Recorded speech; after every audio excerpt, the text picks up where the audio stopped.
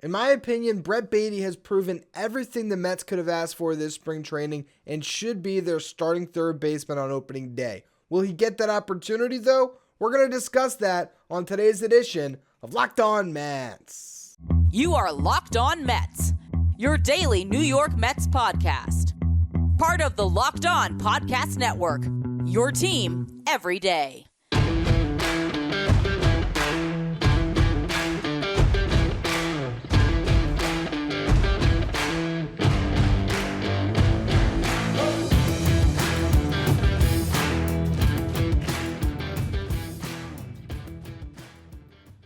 Hello to all you amazing Mets fans. You're watching Locked On Mets, part of the Locked On Podcast Network, your team every day. I'm your host, Ryan Finkelstein. If you want to find any of my work, follow me on Twitter at FinkelsteinRyan. You can also find some of my writing at justbaseball.com, where I work as the managing editor. Now, the New York Mets have a decision to make at third base when it gets to the opening day roster. Should they simply go as status quo, have Eduardo Escobar be the starter, Louis Guillorme coming off the bench, leave both Brett Baty and Mark Vientos in AAA and try to go with the veterans, even letting Darin Ruf make the roster? That's one option. The alternative is to let the guy who's been playing the position the best, who is the best bat available at the position, get the chance to start. So why would you not go to who I believe is the better defender of the two candidates really for opening day, who is the better offensive player against right-handed pitching? Why would you not go to Brett Baty? The only explanation could be that the New York Mets want to give Eduardo Escobar, a veteran leader, coming off a season where while he was not great for a lion's share of the campaign, really the 4 months in the middle of the season, he ended the year on an amazing note. He is the established vet, and they might believe, look, when we're looking at our lineup, 1 through 9, who's the most likely guy outside of Pete Alonso and Francisco Lindor to hit us 25 homers? And that guy probably is Eduardo Escobar. If you went up and down the 40, I don't even know really who else you would look at and say, oh yeah, they can give us 25 homers this year. You can say in the perfect season, a Starling Marte or Brandon Nimmo could run into that many home runs, but that is very unlikely. You could say Daniel Vogelbach could get there, but is he going to get enough plate appearances against just right-handed pitching to do it? Mark Vientos has 40 home run power in my opinion, but that's when everything is fully realized at the big league level, when he's getting 600 plate appearances, and if he has really maxed out his potential as a prospect. So I believe he's got 40 in the tank someday. This year, no. So again, you cross another name off the list. Brett Baty, he might not hit 25 this year, but could he hit 15 to 20 if he got the job come opening day?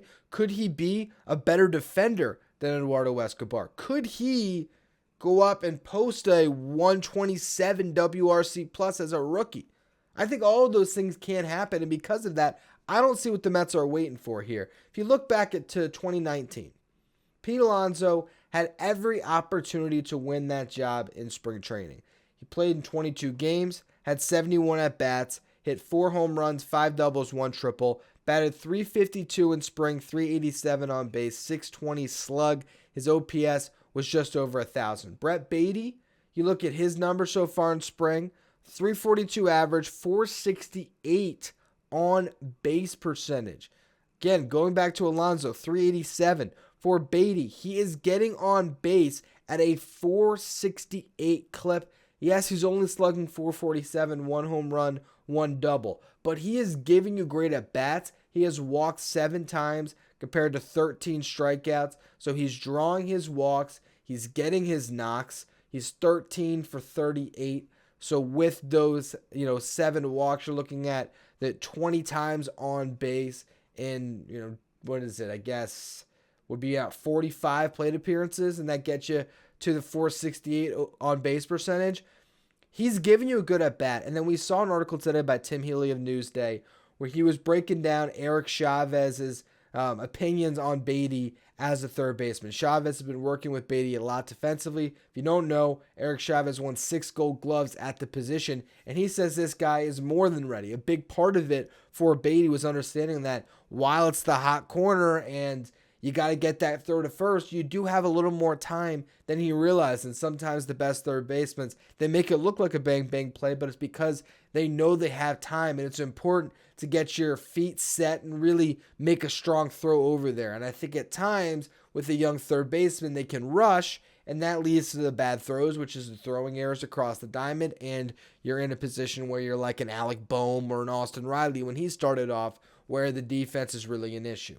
So obviously you look at a rookie third baseman, and that is something that they have to iron out. But the bar, again, is not that high that he's trying to climb over when it compares to Eduardo Escobar defensively. So if you take that into context, you look at the spring numbers, you look at what he did last year, I really believe this guy should be the starting third baseman come opening day. And I want to dive a little bit more into the defensive stuff on Escobar, what Baty could be offensively, and why this is, to me, a clear-cut decision as we also get to the roster construction, how all the pieces fit together. We're going to go through all of it in just a minute. Before we do, today's episode is brought to you by LinkedIn. These days, every new potential hire can feel like a high-stakes wager for your small business.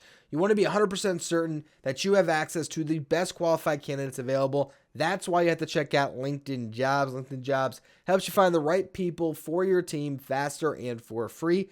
Then add your job in the purple hashtag hiring frame to your LinkedIn profile to spread the word that you're hiring.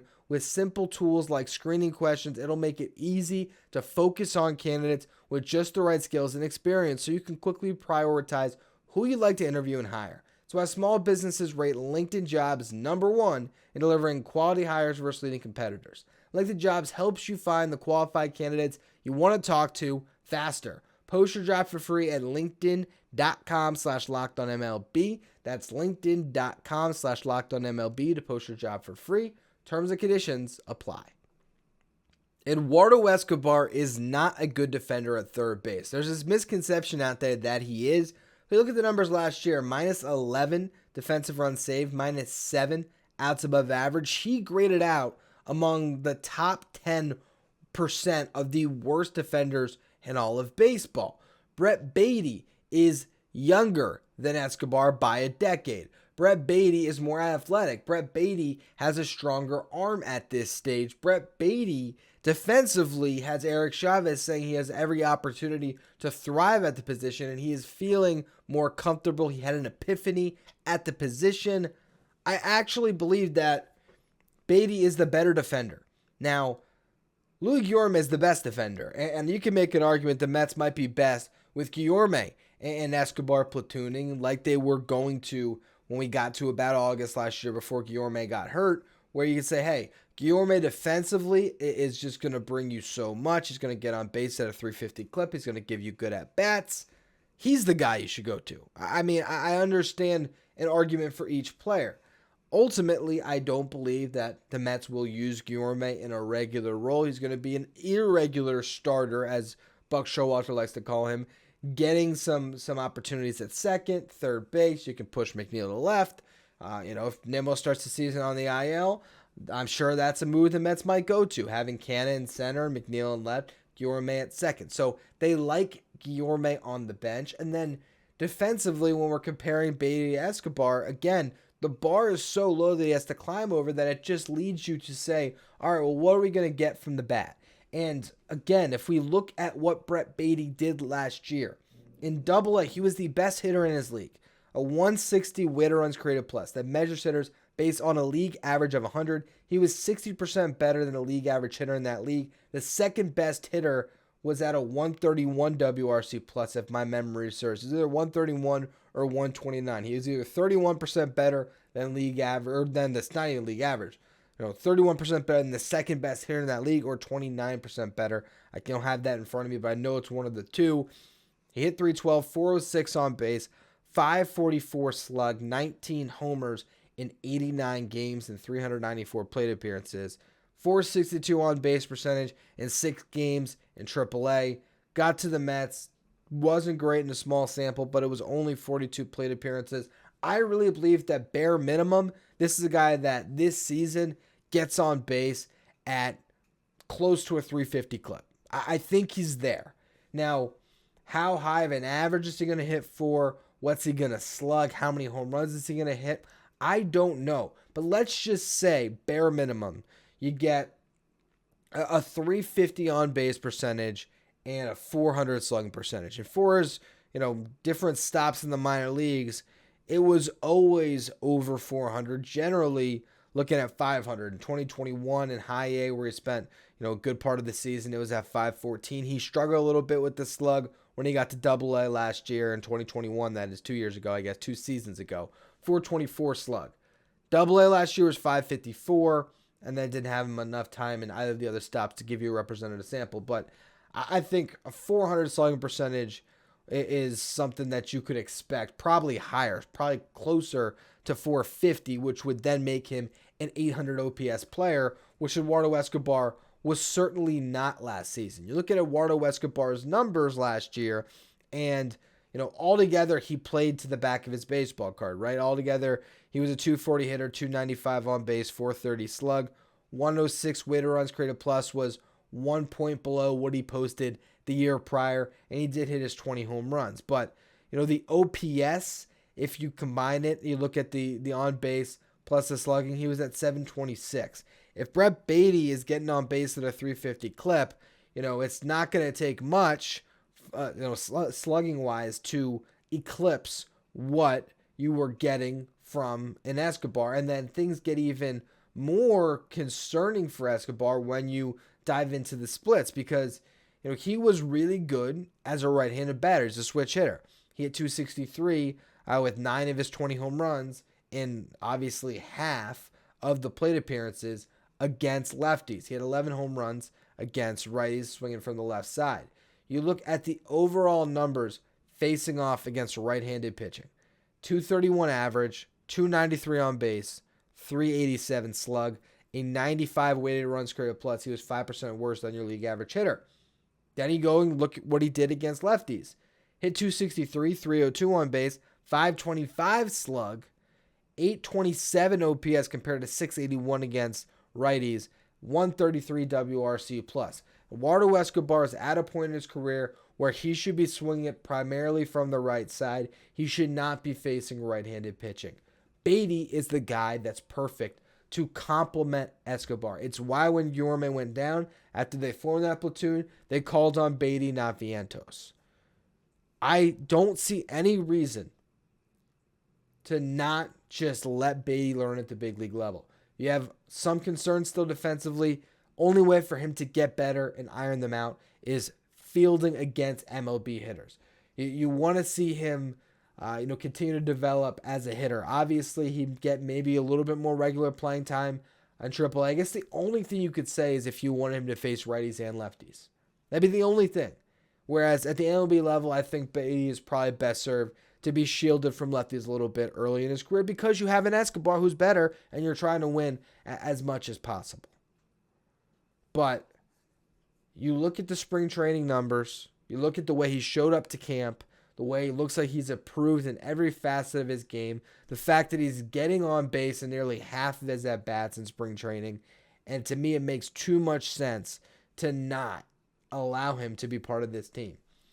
And when you look at the way the lineups would shake out with Baty in the mix, the Mets are a lot better than they would be if they're just force-feeding Escobar into the starting lineup, where he's playing almost every day with Guillorme backing him up, and he's going to be giving you worse defense.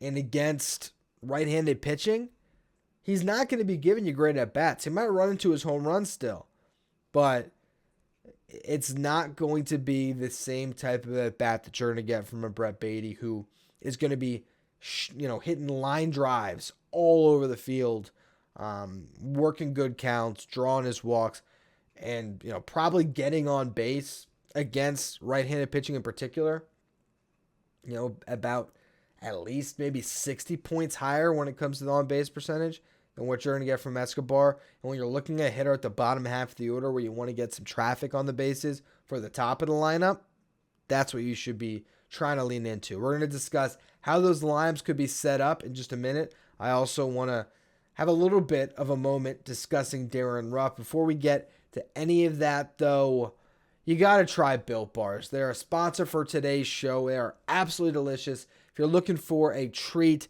where you don't have to worry about all the fat and calories, you got to try Built Bar. What makes Built Bar so good is that they're covered in 100% real chocolate with unbelievable flavors like the churro, the peanut butter brownie, the coconut almond.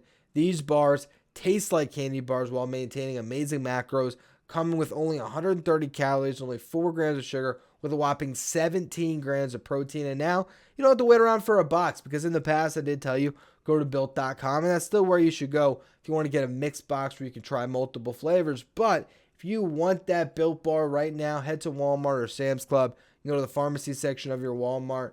Grab yourself a box of Built Bars. They have the 4-bar box of the cookies and cream, double chocolate, the coconut puffs. Or if you're close to a Sam's Club, run in, grab a 13-bar box of their hit flavors, the brownie batter or the churro. You thank me later. Go to your local store and find Built Bars today. If Brett Baty breaks camp with the New York Mets, he should be their starter come opening day. Gets facing off against Sandy Alcantara, so that would be a tough matchup for him, as it will be for the rest of the Mets lineup, but I really believe that is the route they should go. And if you look at how they would line it up, then 1 through 9, assuming Nimmo's ready to go, which is still a big question mark, it would be Brandon Nimmo, Starling Marte, Francisco Lindor, Pete Alonso. That's all the same from last year. I don't know if they're going to bump Marte down the lineup to push McNeil up into the top 3. I've been kind of banging the drum for that, but I don't know if that's going to happen. And I do know from last year that Starling Marte likes to have one spot in the lineup, not have it change at all. That's his thing. I want to be playing one position. I want to be in the same spot in the lineup. He likes that, regularity. So if he's in the 2-hole on opening day, that's where he's going to stay. You could put McNeil as the protection for Alonso. You could put Vogelback as the protection for Alonso. I'd probably say those guys are going to be your 5-6 hitters against a righty. Then you got Canna. Then you got Baty. And the only reason why I put Canna ahead of Baty is to break up the lefties. And also the pressure that he's going to have to deal with if he's an 8th hitter. I mean, Brett Baty would be in a prime position to get good pitches, to really be a guy that's in this lineup that other teams would want to attack. And that could allow him to really get off to a nice start before he really earns his keep. Behind him, against all righties, it'd be Narvaez. Now, you go to the left-hander lineup. This is where Baty gets pushed to the bench, but you'd still have Nimmo, Marte, Lindor, Alonso. Escobar could bat 5th because he's great against lefties. You can then have McNeil, Tommy Pham, Mark Canha, Nito behind the dish. I would probably have Escobar starting at 3rd. You maybe give one of the outfielders a blow by having Pham play in the outfield, whether that's Canha being the DH or Marte being the DH or even Nimmo being the DH. But that's the way you can structure your team if they go with the Baty-Escobar platoon at 3rd. When righties are on the mound, you got Escobar, Guillorme, Nito, and Pham off the bench. When lefties are on the mound, it's Baty, Vogelback, Guillorme, and Narvaez.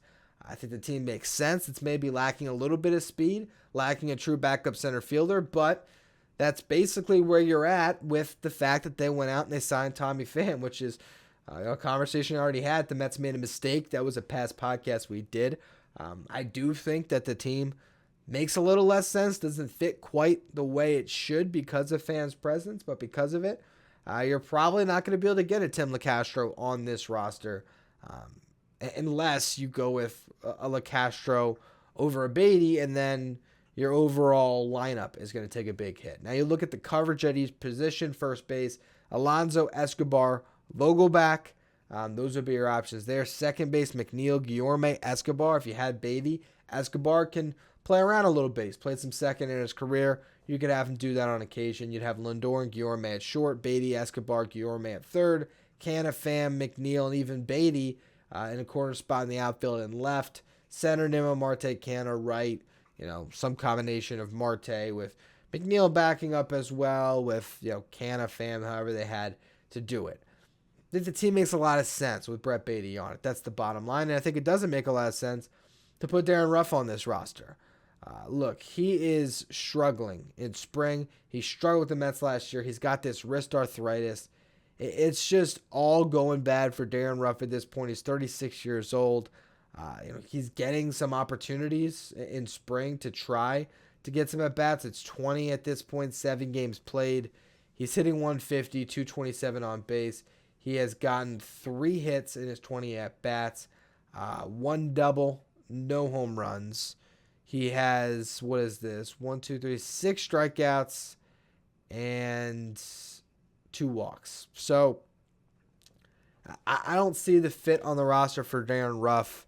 I understand that was the pedigree that they signed him to come in to be able to play some first, play some outfield, and mash against lefties, but it hasn't happened, and you're not married to this guy long term. I know someone like Billy Epler probably hates to have to admit how wrong he was on making that trade, but sometimes you just got to own it and move on from it, and there's no world where Darin Ruf is a more functional and productive player on the 2023 Mets than Brett Baty, than Mark Vientos for that matter, or even a Tim LeCastro. I just don't see it. So I imagine that before opening day, they're going to cut him. And we're going to get through all of that type of stuff on tomorrow's show, as I'm going to give you my opening day roster predictions. I'm going to dive deep, look at everything, look at the bullpen arms who've been competing, and try to make my guess for the 26-man roster. And then next week, same day on Thursday, where opening day is played,